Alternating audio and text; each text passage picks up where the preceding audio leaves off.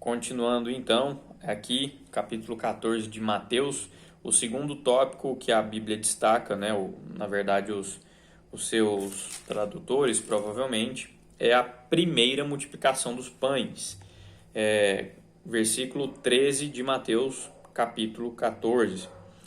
Ouvindo o que havia ocorrido, né, a decapitação de João Batista aqui no título anterior, Jesus retirou-se de barco, em particular, para um lugar deserto.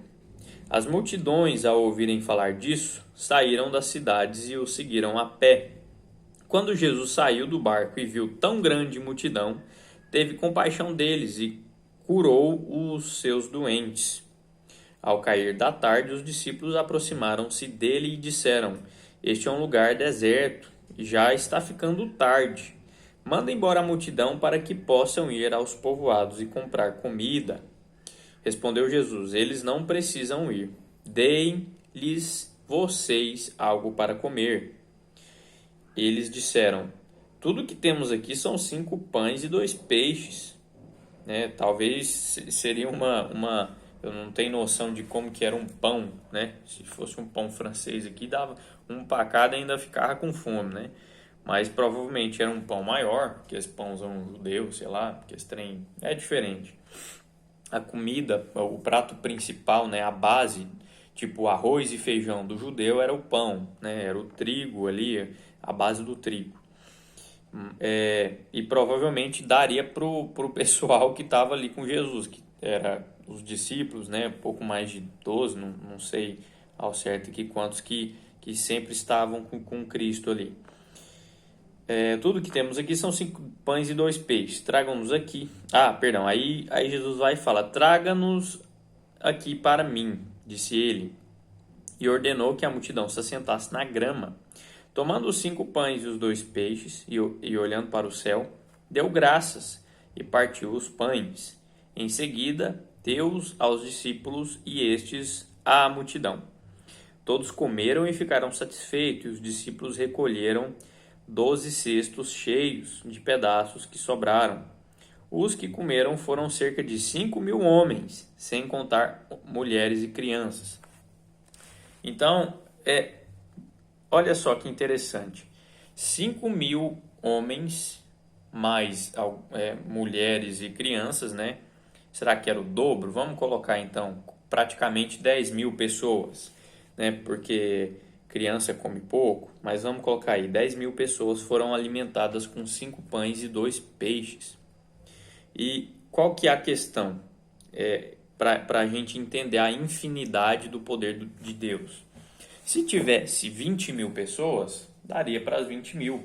Porque aqui nos relata que o que aconteceu? Todos comeram e ficaram satisfeitos. E os discípulos recolheram, pegaram de volta 12 cestos cheios de pedaços que sobraram. Então, se tivesse mais gente, teria sobrado ainda. Só parou de multiplicar aquelas coisas, né, as células, eu não sei, né, não dá, cientificamente é impossível você explicar isso, mas Deus não respeita a lei de Lavoisier, que diz que nada se cria, tudo se transforma.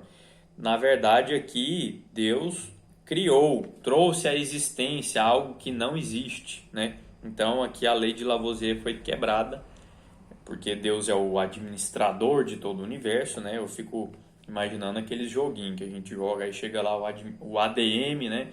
E manda item para todo mundo, né? Só os nerds que vai me entender aqui agora. Mas é mais ou menos por aí. Deus, ele criou alimento, né? A partir do momento em que Cristo agradeceu e falou para distribuir, né? E Cristo fez a separação lá e abençoou e agradeceu e deu graças. Naquele momento, imagino que cada pessoa ia pegando e o negócio não saía sei lá, é muita loucura, né? Mas aconteceu, é um relato histórico, né? Tá aqui na Bíblia e está também, ó, aqui é Mateus, né? Mateus 14, está em Marcos capítulo 6, está em Lucas capítulo 9, está em João capítulo 6. Eu costumo falar que os evangelhos são visões diferentes de uma mesma situação, né?